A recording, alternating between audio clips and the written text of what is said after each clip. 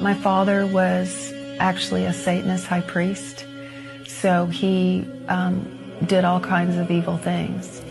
He sexually assaulted me. He took me to satanic rituals. My father actually used me as a baby breeder, which means I was impregnated to carry a child so that the Satanists would have a baby to sacrifice to the devil in their satanic rituals. As soon as I was able to have a baby, I was pregnant. The abuse in Nancy's home continued throughout her adolescence. Her babies were delivered by midwives, and there was no record of their births. By her late teens, Nancy knew she had lost 10 children to satanic sacrifice.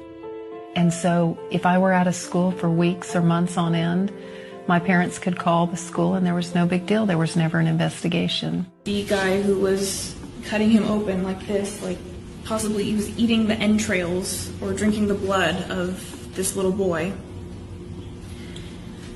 And when this little boy died, a demon was summoned, and it appeared to look like some sort of black mist that congregated in the center of the room, like right underneath the giant chandelier in the middle of the table.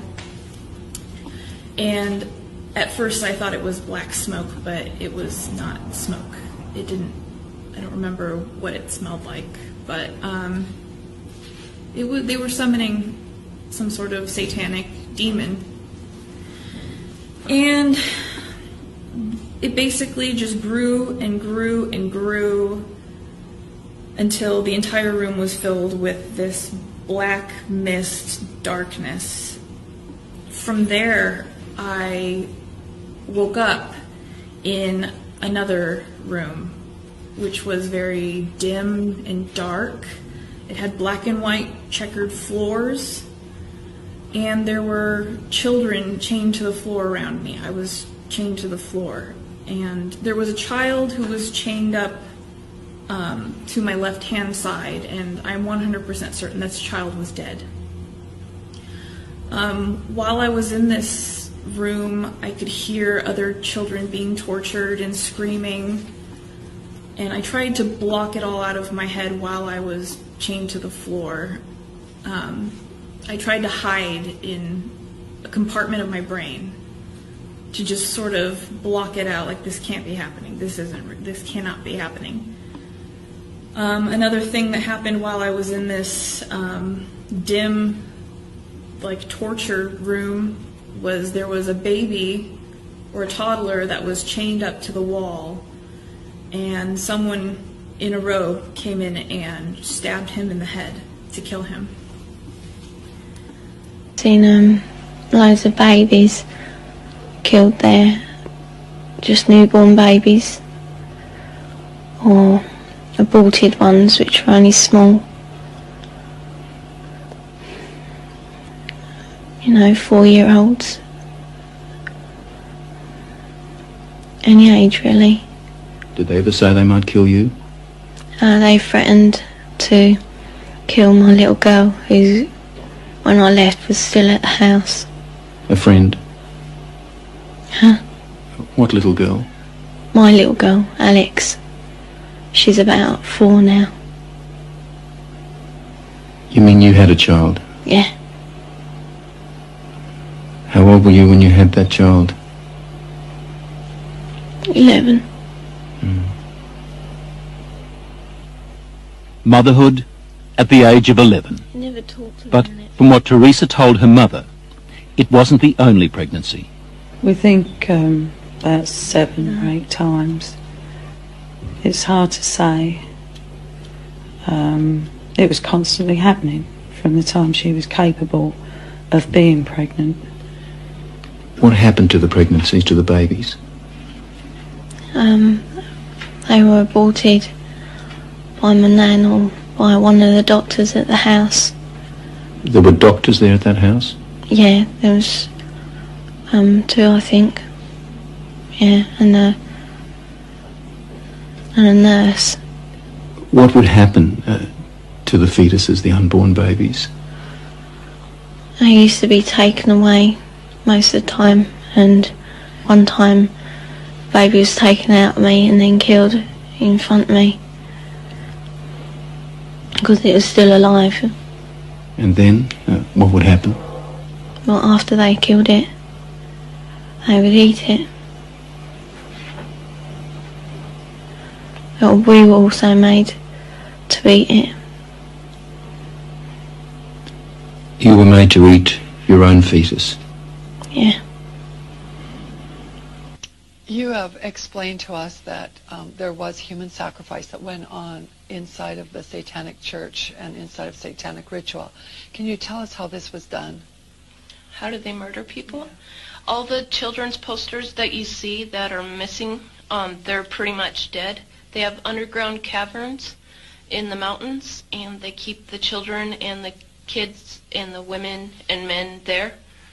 And then at a certain time in mid-September, October, they take them out and they sacrifice babies and nothing but babies because they need the pure blood of the untainted children. And I didn't understand what it was like. I just can't believe I'm seeing this. Every year of my life, I've experienced that. And that was the hardest part for me, is like hearing those babies literally scream and cry. And then seeing their blood flow. It was horrible.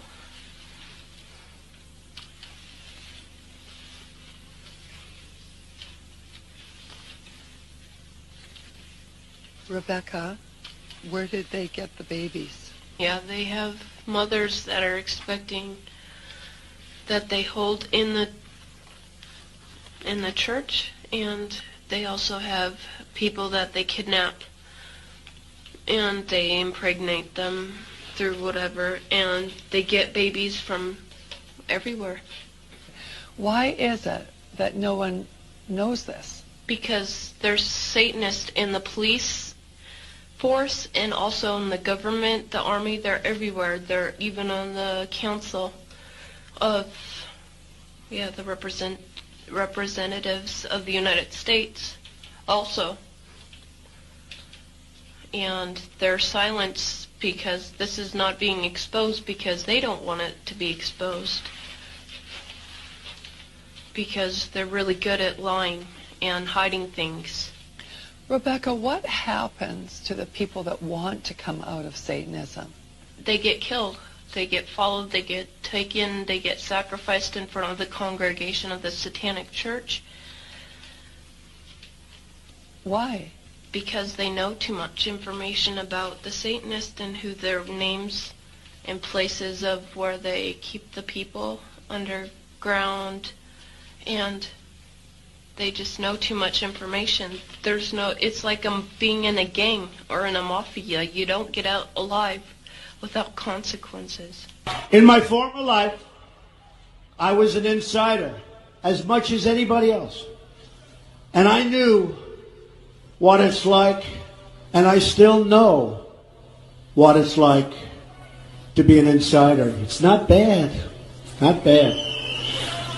Now I'm being punished for leaving the special club and revealing to you the terrible things that are going on having to do with our country.